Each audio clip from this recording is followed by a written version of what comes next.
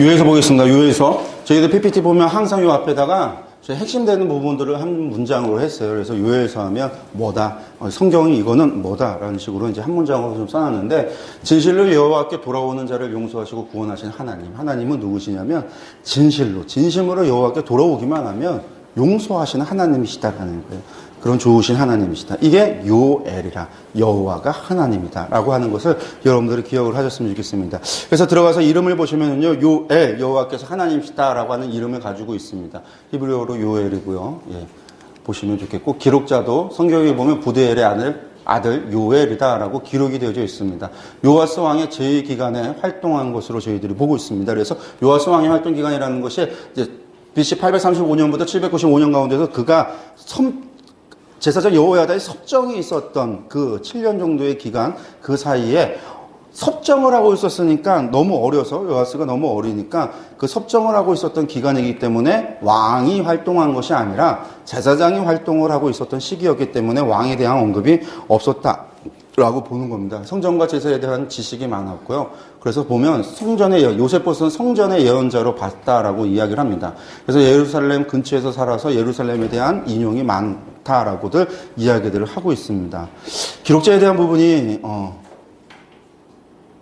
이 부분들 이제 저희들이 좀 보시면 좋을 것 같은데, 요엘이 위치하고 있는 부분이 요아스 시대 요 앞에 부분입니다. 그래서 어떻게 보면 가장 예언자들 가운데 가장 앞에 있다. 앞서도 말씀드렸다시피 9세기 때 활동했던 선지자다. 오므리 왕조의 심판에 대해서, 바알 숭배에 대한 심판에 대한 것을 배경으로 가지고 있다라고 하는 것들을 우리가 좀 기억을 하셨으면 좋겠고요. 배경으로 들어가서 본다면 아합의 딸인 아달랴가 6년간 통치하고 있었던 이후에, 그래서 바알 숭배 이후에 종교개혁했던 바로 그때다라고 보시면 좋겠고, 835년에 여호야다가 혁명을 통해서 개혁을 단행하게 되어지는데 그때를 배경으로 하고 있다. 요에서를 보면 뭐에 대해서 나오냐면, 다른 예언서들은 이러한 심판에 의해서, 너희들의 이러한 죄로 말미암아 하나님의 이러한 심판이 있을 것이다 라고 말씀을 하고 있는데, 요에서는 이미 심판이 있었고 너희들 심판이 지나갔지, 근데 이것은 아직 끝이 아니야 라고 이야기를 하는 거예요. 죄에 대한 언급도 없어요. 그러니까 죄에 대한 언급이 없고 심판이 이미 있었다라는 거예요. 팥죽이가 먹은 것을 메뚜기가 먹고, 메뚜기가 남긴 것을 느치가 먹고, 느치가 먹고 남긴 것을 황충이 먹고. 그러니까 이미 메뚜기 재앙이라고 불리우는 재앙이 이미 지나갔다라는 거죠. 그러니까 사람들이 생각할 때, 많은 사람들이 이제 주장하는 것 가운데 하나가 BC 586년에 예루살렘 멸망이라는 심판 이후에 쓰여진 것이 아니겠느냐 라고 보는 것이고, 또 이 성경을 보면 헬라에 대한 언급이 나오는데, 헬라에 대한 언급은 알렉산더 제왕 이후에 헬라에 대한 언급들이 나오니까 이건 다 그 이후다. 4세기 이후, 3세기 이후가 헬라에 대한 언급이니까 그때 쓰여진 것이 아니겠느냐라고 생각을 하는 거예요. 주장을 하는 입장에서 포로 후기 이후에, 먼 이후에, 이 9세기가 아니라 4세기, 3세기 때 쓰여졌다고 보는 사람들은 그렇게 이해를 하고 있다라고 하는 겁니다. 근데 중요한 거는 그런 부분도 있지만, 예언서들을 보면 예언서들의 그 죄에 대한 죄책이나 그런 문제들을 우리가 들어가서 보면, 바벨론 포로 이전까지는 이스라엘의 문제가 무엇이었냐면 우상숭배에 대한 문제예요. 우상숭배의 문제. 그 우상숭배의 문제의 가장 큰 이유가, 우상숭배에 빠지는 이유가 뭘까요, 여러분들? 우상숭배에 빠지는 이유는 하나님을 몰라서라는 거예요. 하나님을 몰라서. 하나님께서 전능하신 하나님이고 하나님 외에 다른 신이 없는 걸 안다면 우상숭배에 빠질 이유가 없습니다. 우상이 아무것도 아니라는 걸 안다면 우상숭배할 이유가 없어요. 근데 모르는 거죠. 우상이 바알이 하나님인지 여호와가 하나님인지 모르는, 여호와 하나님을 알지 못해서 일어나는 모든 죄의 문제가 우상숭배예요. 그래서 여호와를 아는 지식이 없어 이 백성이 망하는 거고, 누가 지식이 있어 이 하나님을 아는가, 이것이 호세아의 한탄이거든요. 모르기 때문에 우상숭배에 빠지는 거예요. 그럼 바벨론 포로 이후에는, 이전에는 하나님을 몰라서 우상숭배, 바벨론 포로 이후에는 우상숭배의 문제가 더 이상 나타나지 않아요. 그들이 이 다니엘서를 우리가 보면 70년의 바벨론 포로기를 거치면서 결국은 우상은 아무것도 아니라는 거, 신화평지의 19변에 이르는 그 우상조차도 아무것도 아니고 세상을 통치하는 황제라 할지라도 하나님께서 미친놈 만들면 미친놈 되는 것이고 하나님께서 한순간 정신 차리게 하면 정신 차리지게도 하는 역사의 수렵을 하나님께서 주관하시고 하나님께서 사람을 살리기도 하고 죽이시기도 하고 보호하시고 구원하시고 하시는 전능하신 하나님 역사의 주관자이신 하나님 여호와 하나님 외에 다른 신이 없다라고 하는 것을 바벨론 70년 통해서 이스라엘 사람들이 깨닫게 되는 거예요. 자신들이 섬기지 않았던 그 하나님, 무시했던 그 하나님, 그래서 우상 숭배했던 그들에게 바벨론 황제의 왕의 이름의 조서를 통해서 다니엘의 하나님이 하나님이시다라고 선포가 되어지고 다리오 왕의 조서를 통해서 다니엘의 하나님이 참 하나님이시다라고 하는 그러한 조서가 제국 안에 들어올 때 유대인들이 그것을 보면서 자신들이 섬기지 않았던, 자신들이 버렸던 그 여호와 하나님, 그 하나님에 대해서 그들이 알고 나서는 바벨론 포로 후기에는 귀한 공동체 안에서는 우상의 문제가 더 이상 발생하지 않아요. 그때부터 뭐에 대한 문제냐면 여호와가 하나님이신 줄 알아요. 전능하신 하나님인 줄 알아요. 하나님 외에 다른 신이 없음을 알아요. 그러니까 뭐 해야 돼요? 하나님을 섬겨야 돼요. 하나님을 예배해야 돼요. 하나님만을 잘 섬겨야 돼요. 근데 이때의 문제는 섬기는 거에 대한 문제예요. 너희들이 알면서도 섬기지 않느냐. 너희가 하나님 앞에 발 저는 거, 병든 거, 눈 먼 거 이런 걸 가져다가 하나님 앞에 제사를 하느냐. 너희들이 그런 걸 가지고 총독에게 황제에게 가봐라. 하나님께 알면서도 하나님을 온전히 섬기지 않는 이 문제에 대해서 선지자가 이야기하는 거예요. 그러니까 바벨론 포로, 예루살렘 멸망 후에 바벨론 포로 전과 후의 문제는 바뀌었어요. 그들의 세계관 자체가 바뀌었어요. 그 전까지는 다신사회, 다신교적인 사회, 그래서 많은 종교, 많은 신들이 있다라고 생각하고 그 가운데 우상숭배에 빠졌다면 이후에는 하나님 외에 다른 신은 없다라고 하는 유일신 사상, 유대교라고 불리우는 그 유일신 사상이 포로 후기 이후부터 시작이 되는 거예요. 그러니까 4세기, 3세기 때 그런 것들이 만들어지고 그렇게 진행이 돼요. 근데 요에서가 거기에 갖다 놨다고 한다면 요에서의 문제가 여전히 뭐냐면 우상숭배의 문제예요. 그러니까 거기에 맞지 않는 거예요.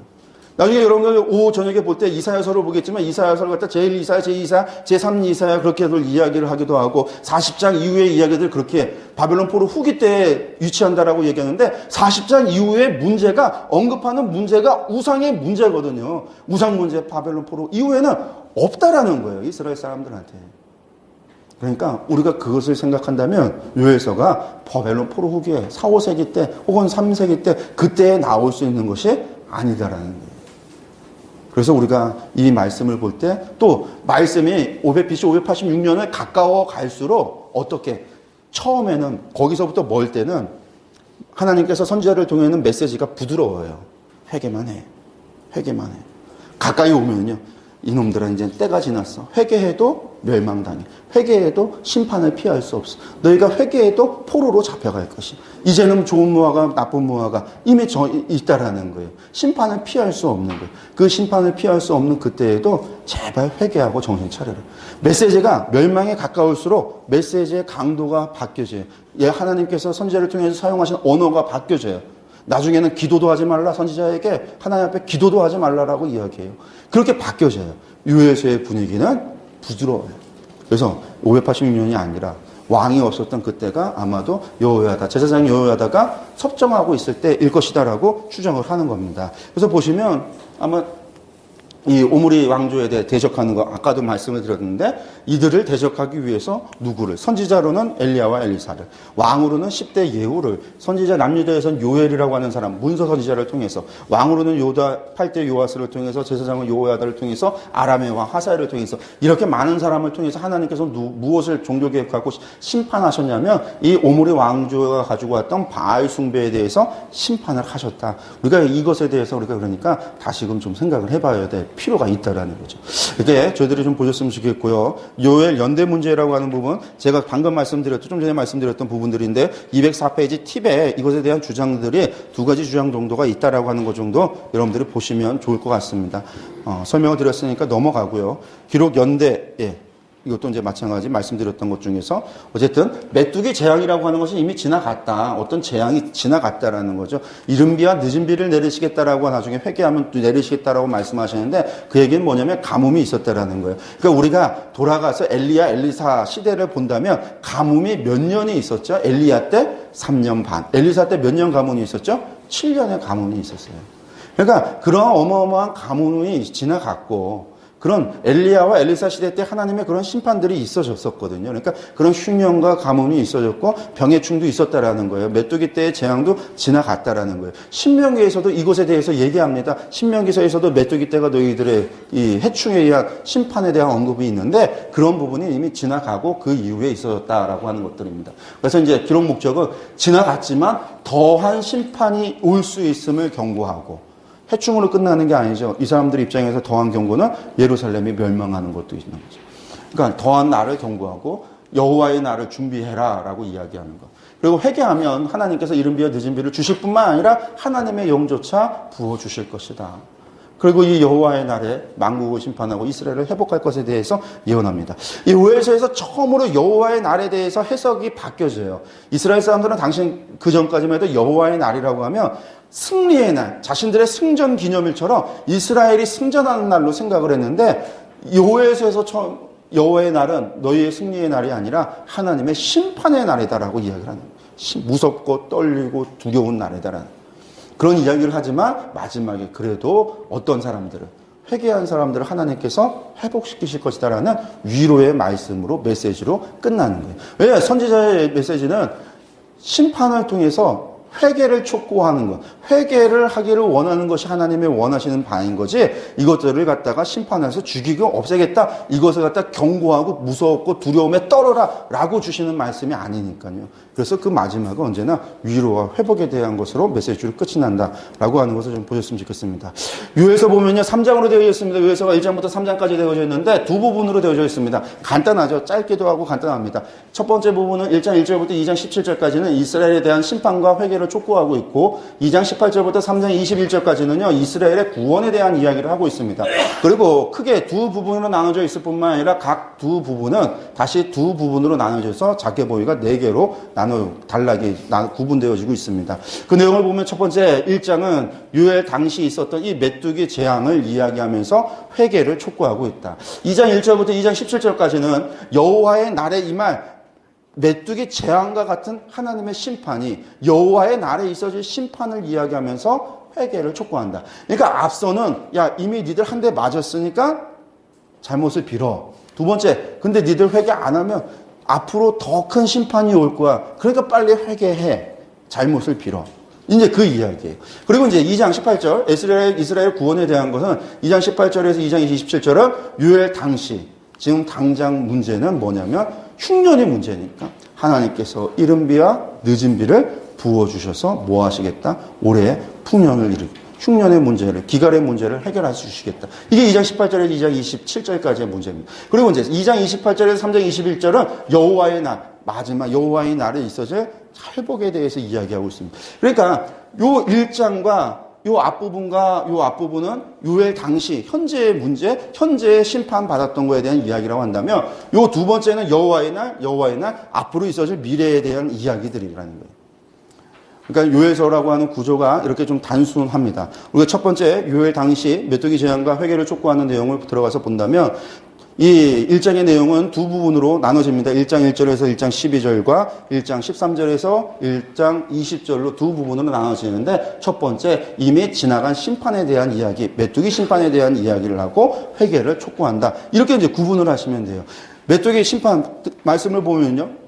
늙은 자들아라고 하면서 땅이 모든 주민들아라고 하면서 너희 조상들의 날에 이런 일이 있었느냐라고 질문하고 계세요. 이런 일이 있었느냐라는 이야기는 이런 일이 있었다라는 얘기일까요? 없었다라는 얘기일까요? 없었다라는 얘기예요. 니들 이런 일이 있었느냐? 없었다라는 거예요. 니들이 지금 겪고 있는 거 그 전에 겪은 적이 없는 뭐 때문에 겪을까요? 니들 죄 때문에 겪고 있는 거거든요.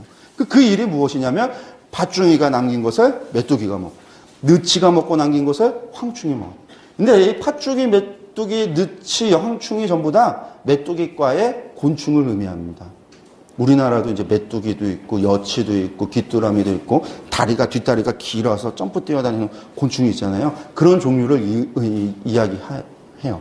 근데 이 메뚜기 떼에 대한 것이 여러분들도 뭐 다 아시는 것들이에요. 아프리카나 그런 데 보면 이 메뚜기 떼가 이제 많이들 있어졌던 것들이 뭐 동물의 왕국 이런 데서도 나오고 내셔널 지오그래픽 같은 데서도 나오고 하는데 이게 뭐 한 번에 대략 한 무리가 100억 마리 정도가 떼를 져서 다니는데 1년 동안 4,008km를 여행을 하면서 먹고 다니는 거죠. 쓸어 먹고 다니는데 이게 이제 호주 때에 있었던 건가? 뭐 그 사진이에요. 신문에 나왔던 사진인데 이게 메뚜기 떼예요.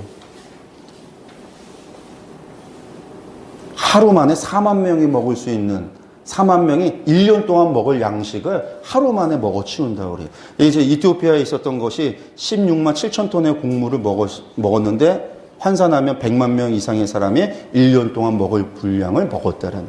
그러니까 이런 것들이 지나가서 팥중이가 먹고 지나가서 남긴 것을 메뚜기가 먹고 지나가고 그것도 남은 것이 있는 거를 느치가 먹고 지나가고 그 남은 것을 또 황충이 먹고 지나갔다고 한다는 것은 남은 게 있다라는 걸까요? 없다라는 거예요? 없다라는 거예요. 남은 게 없다라는 거예요. 그런 심판을 지금 겪었다. 신명기 28장에 나오는 얘기입니다.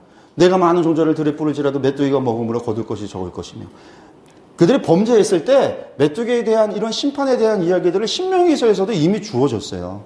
내 모든 나무와 토지 소산 메뚜기가 먹을 것이다. 그들이 범죄했을 때 이런 심판이 왔다라는 거예요. 여러분들 그러니까 메뚜기 심판이 지나갔으면 이스라엘 사람들이 뭐부터 생각했겠어요? 하나님으로부터 우리가 벌을 받았구나. 우리가 죄 지은 것이 있겠구나. 신명기 말씀을 기억을 했어야 되겠죠. 그러면 뭐 해야 돼요? 반드시 회개를 해야 돼요.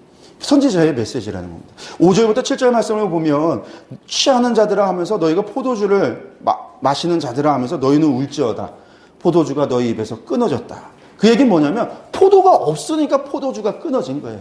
먹고 다 지나가서 나무에 포도가 씨가 말랐어요. 더 이상 포도주도 만들 수 없어요. 뿐만 아니라 다른 한 민족이 내 땅에 올라왔음을 말하고 그들은 강한 수고 많으며 그 이빨은 사자의 이빨 같고 어금니는 암사자의 어금니 같도다. 메뚜기 떼에서 이들이 다 그들이 내 포도나무를 멸하며 나 묻은 무화과 나무를 긁어 말갛게 벗겨내서 버리니 그 모든 가지가 하얗게 되었도다. 이게 뭐냐면 다른 한 민족이라고 하는 게 메뚜기 재앙을 계속해서 지금 설명하면서 메뚜기 재앙에 대한 이야기를 하고 있는 겁니다. 그러니까 어떤 일이 발생했어요. 모든 곡식이 남아나지 않았어요. 포도주가 남질 않았어요. 포도가 다 죽었어요. 다 먹어치웠어요. 그러니까 곡식이 없으니까 제사 가운데 뭘 드릴 수 없냐면 곡식으로 드리는 제사가 뭐예요? 소제인데 소제를 드릴 수 없는 거예요.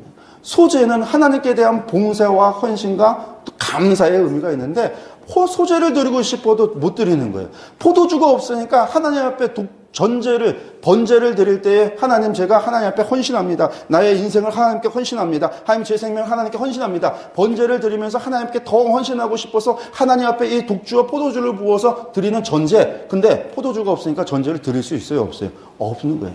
드리고 싶어도 드리지 못하는, 예배를 드리지 못한다, 제사를 드리지 못한다라는 거는 우리가 하나님 앞에 나아갈 수 없다라는 의미거든요. 지금 그런 지경에 이르러졌다라는 거예요. 드리고 싶어도 드리지 못하고 하나님 앞에 나가고 싶어도 나아가지 못하고 이 해충에 의해서 그런 일들이 그래서 제사장들이 하면서 소제와 전제를 너희 하나님 성전에 드리지 못하게 되어졌도다. 그래서 슬피 울어라 하면서 제사를 못 드리는 것. 그런 그들에게 회개를 촉구합니다. 뭐라고 하냐면 금식일을 정하고 성회를 소집하여 장로들과 이 땅의 모든 주민들을 너희 하나님 여호와의 성전으로 모으고 여호와께 부르짖을지어다. 회개하라는 거예요. 금식일을 정해서 성회로 모여서, 성회라고 하는 것은 일을 하지 않고 모여서 거룩하게 지키는 거예요. 안식일처럼 지키는 날이 성회예요. 그들로 하여금 일하지 말고 금식일 정해서 모여서 금식하면서 거룩하게 그날을 하나님 앞에 부르짖고 회개하라고 이야기하고 있습니다. 그러면서 여호와의 날에 대해 설명합니다. 이 여호와의 날이 가까웠나니 멸망같이 전능자에게로부터 이른다. 당시 여호와의 날이라고 하는 날을 이스라엘 사람들 말씀드렸다시피 승리의 날이라고 생각을 했는데 아니라 이 날이 우리의 심판의 날이에요. 우리가 회개하지 않으면 그날은 우리의 심판의 날이요, 우리의 멸망의 날이요, 지금 메뚜기 때가 지나갔던 이러한 심판보다 더 큰 심판이 몰려오는 그런 날, 두렵고 떨리는 무서운 날이 될 것이다라는 이야기. 그래서 회개하라라고 말하고 있습니다. 그래서 2장 1절에서 17절에 여호와의 날에 이 말, 메뚜기 심판과 재앙과 같은 심판을 이야기하면서 회개를 촉구하는 이야기가 나오는데 이 부분도 당연히 두 개입니다. 어떻게? 여호와의 날에 이 말, 심판을 이야기하고 회개를 촉구합니다. 여호와의 날이 이르게 된다라고 하면서 여호와의 날이 크고 심히 두렵도다. 당할 자 누구냐? 누구도 그 앞에서 여호와의 날을 피할 수 없다라고 하는 두렵고 무서운 날이다. 그러니까 이 날에 회개하라는 거죠. 6월에서 2장 12절에서 14절 말씀. 이 말씀 우리가 한번 같이 읽을까요? 여호와의 말씀에 너희는 이제라도 금식하고 울며 애통하고 마음을 다하여 내게로 돌아오라 하셨나니 너희는 옷을 찢지 말고 마음을 찢고 너희 하나님 여호와께로 돌아올지어다. 예, 여기까지. 이게 요엘서가 말하는 거예요.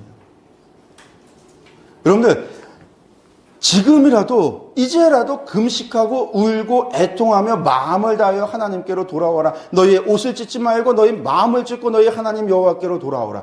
이러면 하나님이 우리를 용서하신다라는 거예요.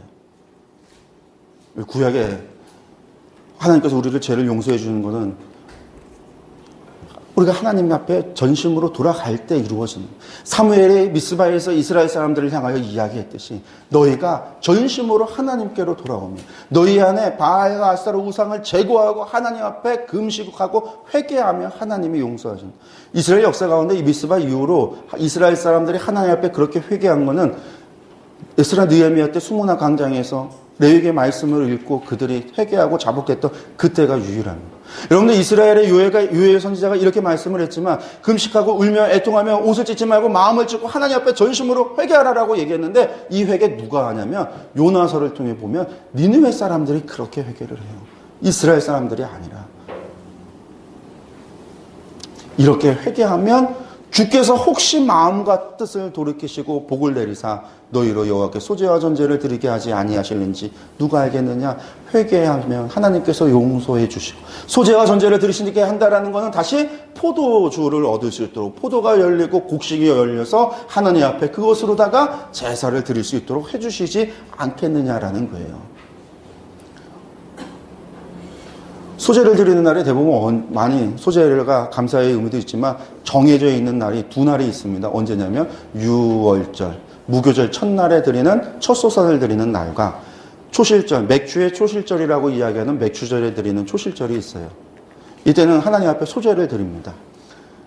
여러분들 절기를 공부하셨지만 절기에서 이 첫 소산, 무교절 첫날에 첫 소산을 들으면 이 보리단을 계수하는 수를 오메르라고 하는데 이 오메르를 계수하기 시작해서 첫날, 둘째 날, 셋째 날, 오메르 1, 오메르 2, 오메르 3, 오메르 4에서 오메르 50이 가는 날에 맥주의 초실자를 드리는데 요 기간이, 요 50일 기간 동안에 이스라엘은 날씨가 바뀝니다. 어떻게 바뀌냐면 남동풍이 불었다가 북서풍이 불었다가 해서 북서풍에서 비가 왔다가 남동풍에서 건조한 바람이 불었다가 이게 왔다 갔다 합니다. 근데 이게 잘못 불면 남동풍만 계속 불면 다 말로 죽는 거고 북서풍만 오면 다 뿌리가 썩어 죽게 되어지고 하는 일들이 그때 교차돼요. 그래서 이 50일을 이스라엘 사람들이 운명의 50일에서 오메르를 계수하는 이날 동안 매일같이 하나님 앞에 경건하게 지키면서 이 추수가 마지막까지 잘 되기를 기다립니다.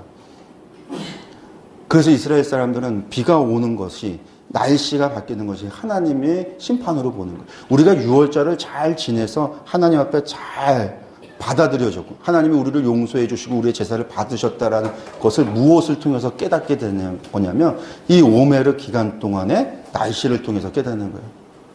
그래서 우리가 곡식이 잘 걷어졌을 때 하나님이 올해 우리를 잘 받아주시고 그 다음에 대속제 신년이라고 하는 티슈리 1일 그때 나팔절을 불고 나서 이 대속제일을 지키게 되면 대속제일을 지키고 나면 무엇이 오기 시작하냐면 이른비, 건기가 끝나고 이른비가 오기 시작을 해요. 그 이른비가 와야 땅이 부드러워져서 땅을 파고 거기에다 씨앗을 심고 농사를 시작을 하는 거예요. 씨앗을 심을 수 있는 거예요. 대속제일에 하나님 앞에서 우리의 죄를 용서해 주셨음을 무엇으로 그들이 확정을 했냐면 이른비가 제때에 비가 오는 것을 보면서 하나님이 우리의 제사를 받아주시고 대속제일에 우리의 죄를 용서해 주셨구나 라고 하는 마음을 가지고 이른비를 맞으며 농사 씨앗을 뿌리는 거예요. 그 씨앗이 유월절을 넘어가서 그렇게 추수할 때 그렇게 가는 거예요. 그러니까 이스라엘 사람들 하나님께서 우리를 용서해 주시고 뜻을 돌이키시고 우리가 전심으로 하나님 앞에 마음을 찢고 하나님께 돌아갔을 때 하나님께서 뜻을 돌이키고 우리에게 다시금 무엇을 주신다라는 거예요. 곡식을 주시고 포도의 소출을 주시고 그래서 우리로 하여금 하나님 앞에 다시 제사 드릴 수 있도록 해 주시지 않겠느냐 하지 않겠느냐. 이게 회개, 요엘이 말하고 있는 회개예요. 여러분들 회개는 마음을 찢고 하나님 앞에 전심으로 나아가야 돼요. 이스라엘 구원에 대한 이야기가 2장 18절부터 3장 21절까지입니다. 이스라엘 구원에 대한 이야기인데 당시에 대해서. 그러니까 이 부분이 그겁니다. 시온의 자녀들아 하면서 말씀하시는데 뭐라고 했냐면 그가 너희를 위하여 비를 내리시되 이른 비를 너희에게 적당하게 주시리니 이른 비와 늦은 비가 예전 같을 것이라. 이른 비를 주신다. 대속죄를 지나서 오는 이른 비를 주신다. 우리의 죄를 용서해 주신다. 그래서 우리로 하여금 씨앗을 심고 곡식을 농사를 시작할 수 있도록 해주신다. 그리고 나중에 늦은 비가 6월절 오기 전에 늦은 비가 옴으로 인해서 씨알이 굵어지고 곡식이 여물 수 있도록 하나님께서 해주십니다.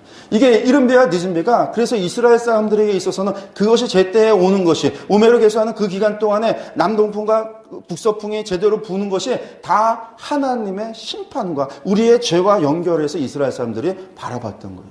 그러니까 이걸 통해서 하나님께서 우리를 용서해 주시는 거예요. 그래서 다시금 하나님 앞에 소제를 드리고 전제를 드릴 수 있도록 하나님을 예배할 수 있도록 하나님을 섬기게 할 수 있도록 하나님께서 그때의 복을 회복하신다는 것을 약속을 해주신다는 겁니다. 그래서 이것을 통해서 무엇을 하냐면 내가 이스라엘 가운데 있어 너희 하나님 여호와가 되고 다른 이가 없는 줄을 너희가 알 것이라. 이것을 통해서 너희가 여호와 하나님 외에 다른 신이 없는 줄 알 것이라. 이 이야기 왜 해요? 하나님 외에 다른 신이 있는 줄 아니까. 당장 비가 오면 무엇을 찾냐면 바알을 찾으니까 바알이 하늘에서 비를 보게 한다고 바알을 찾고 있으니까. 여러분들 블레셋의 단무스를 찾으니까 단무스가 풍요의 신이라 곡식의 농사의 신이라 단무스를 찾고 있으니까요. 문제가 발생하니까 그 문제를 해결하려고 저 모압의 그모스를 환란의 신, 문제를 해결하는 신, 그 그모스, 전쟁의 신이었던 그 그모스를 또 그런 신들을 찾고 있으니까요. 몰렉을 찾고 있으니까요. 재난이 오면 몰렉을 찾아 자녀를 갖다가 바치는 일들이 있어요. 이스라엘 가운데 그런 일들이 있는데 그것이 아니라 내가 여호와 하나님, 나 외에 다른 사람, 다른 신이 없는 줄 너희가 알 것이다. 이 일을 겪고 나서 하나님의 말씀입니다. 그리고 여호와의 날에 대해서 하나님께서 말씀하십니다. 만민에게 부어주신다. 그러면서 그 후에 내가 내 영을 만민에게 부어주리니 이걸 우리가 찬양도 하죠. 그 후에 내가 내 영을 만민에게 부어준다. 근데 이 그 후가 언젠가 이것이 이제 베드로가 뭐라고 얘기했냐면 베드로에게서는 말세라고 바뀌어서 요엘의 이 예언이 언제 오순절에 이루어졌다라고 말합니다. 근데 이 부분이 저희들이 이제 계시록 가서 조금 더 자세하게 말씀을 하게 될 텐데 요엘의 그 후하고 베드로의 말세의 의미를 우리가 좀 본다면 구약에서 멀리서 구약의 시대 때 예언을 할 때 이 종말의 때라고 하는 거 여호와의 날이라고 하는 거 주님의 오심에 대한 이야기를 할 때 그 예언을 하는 그 부분은 구약의 시대에서는 한나를 이야기하는데 이 하나가 일순간 단 한순간 같은 시점에 이루어지는 것으로 끝나는 것이 아니라 이것이 구속사의 시간이라고 하는 이 시간표대로 진행이 돼서 하나의 사건을 이야기하는데 멀리서 산을 보면 산이 하나인 것 같은데 가까이서 보면 산이 중첩되어서 두 개, 세 개가 있는 것처럼 하나의 예언이 이렇게 시간에 걸쳐서 그러니까 이루어지고 있다라고 하는 게 신학에서 보는 거예요. 그러니까 성령의 하나님의 영을 부어주는 것을 요엘이 이야기할 때 그 후에라고 하는 것은 성령 강림을 이야기했는데 베드로는 이거를 말세라고 이야기를 했어요. 근데 말세가 이때가 말세인데 지금 우리는 여기 살고 있거든요. 여기 사는데 우리는 아직 말세가 안 왔거든요.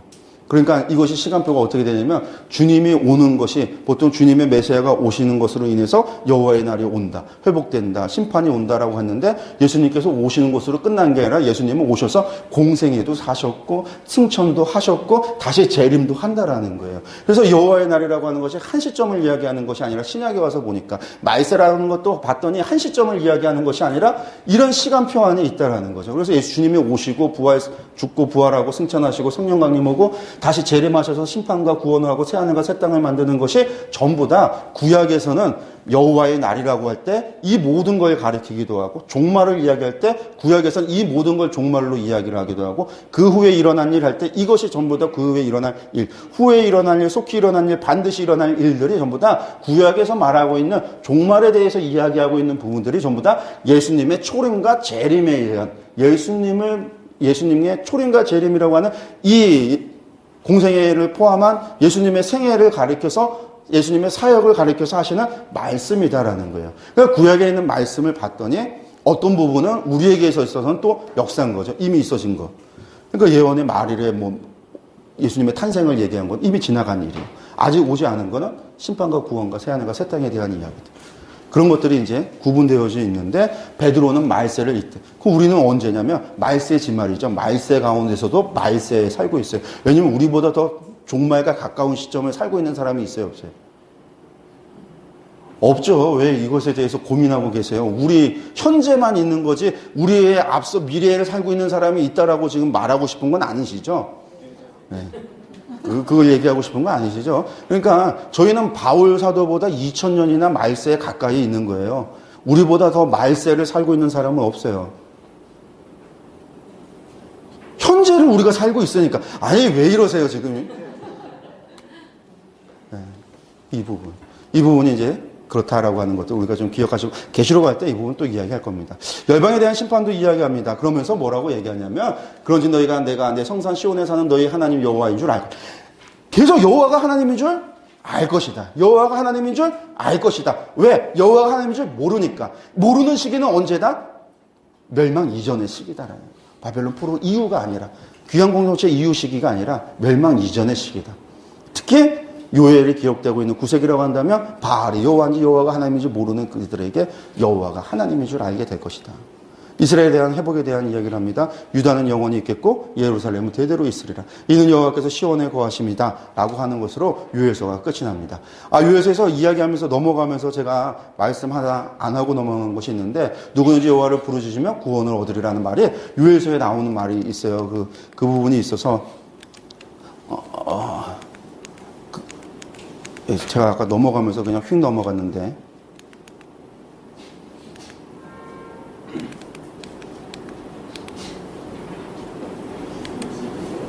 여호와의 이름을 부르는 자는 구원을 얻으리다. 이것이 지금 오해하고 있는 부분들이 그래서 여호와를 부르짖는 자 구원을 얻는다. 그냥 이름을 부르면 구원을 얻는다. 단순한 게 아니라 앞서 요엘이 회개했던 그것을 가져다가 생각을 하셔야 돼요. 뭐라는 얘기예요?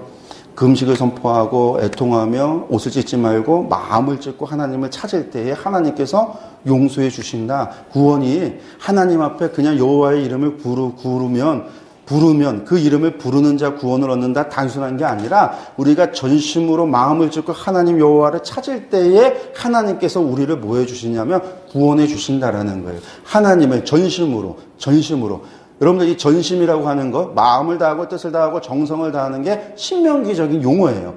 그래서 나중에 요시아가 신명기서를 찾았다라고 하는 걸 알 수 있는 게 신명기 율법을 낭독하고 백성들에게 이야기하는 게 우리가 마음을 다하고 뜻을 다하고 정성을 다하여 하나님을 섬기자라고 종교개혁을 할 때 말이거든요. 신명기적인 요에서의 이야기. 하나님을 전심으로 찾은 것. 그냥 이름을 부르고 여호와의 이름을 부르고 당신 전도해 갖고서는 이거 영접기도하고 영접기도 읽으면 당신이 이제 구원 받았습니다. 이거는 사귄 거고 이런 식으로 해서 하나님 앞에 구원 받을 수 있는 게 아니에요. 우리가 전심으로 하나님을 정말 전심으로 섬기고 믿고 하나님 앞에 회개하지 않으면 안 되는 문제라는 거예요. 형식이 아니라 속죄제를 드리라고 얘기하지 않아요. 너희가 와서 양 잡고 소 잡고 피 흘리고 피제사 드리라고 이야기하지 않아요. 너희가 정말 귀한 양 갖다 바치면 하나님이 용서하시겠다라고 이야기한 게 아니라 너희가 하나님 앞에 마음을 찢고 전심으로 회개할 때 하나님이 용서하신다라고 말씀하시는 거예요.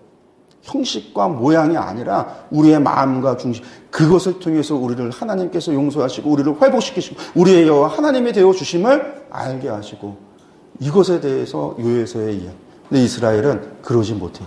우리가 이따가 이사야를 보고 호세아를 보겠지만 이스라엘 그러지 못해요. 제사하면 다 되는 줄 알았어요. 형식만 지키면 끝나는 줄 알았어요. 그런데 그러지 않다라는 것. 요해서를 통해서 모든 예언서, 문서 예언서 가운데 첫 번째 이 요해서를 통해서 하나님께서 말씀하시는 것은 마음을 찢고 전심으로 하나님을 찾아라. 하나님께로 나오라. 이 부분에 대한 것들 여러분들 꼭 기억하셨으면 좋겠습니다.